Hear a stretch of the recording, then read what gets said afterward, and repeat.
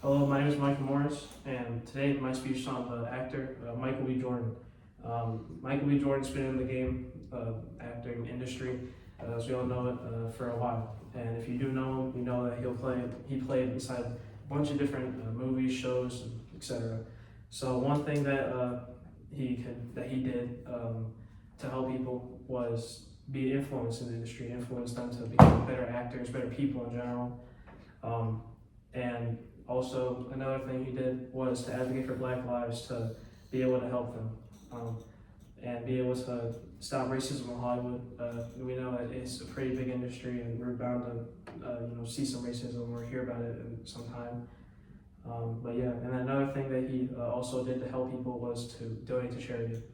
So the first of those 3 points, being in the acting industry for a long time, help people.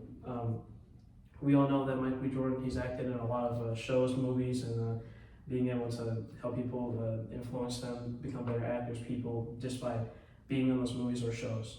A couple big ones are Sopranos, Wire, Chronicle, Black Panther, Creed, Sopranos, I mentioned. But those will help people to be able to become better actors, mentioned inside the Monarch magazine. Are all those shows and stuff that he played in. He's been acting since he was around 12 or 13. So yeah, and what people compare him to is like a modern day Denzel Washington. But he said his actual role model was Tom Hanks, to be able to help people and do everything like that. So the next thing is the fact that he was able to advocate for Black lives in Hollywood. He was able to help them stop racism in Hollywood, period.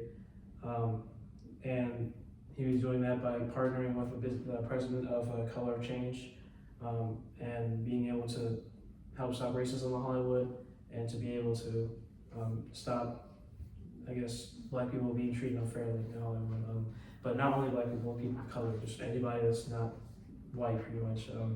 As we know, it's a big industry, so anything can happen. And there's about 1.7 million advocates for that change to be able to stop racism in Hollywood. He was able to partner with them to help people, not only in Hollywood though, people outside, people that are also just facing racism in everyday life. The last thing that he did was donate to charities and everything like that. So he was able to donate to many cancer institutions, to be able to fund them, to be able to help them in their journey, to be able to help people, donate to them. And also he mentioned in the Business Insider that he was able to, not able to, but he was telling people that people probably don't donate to charity because they don't know how to. So he was able to mention that.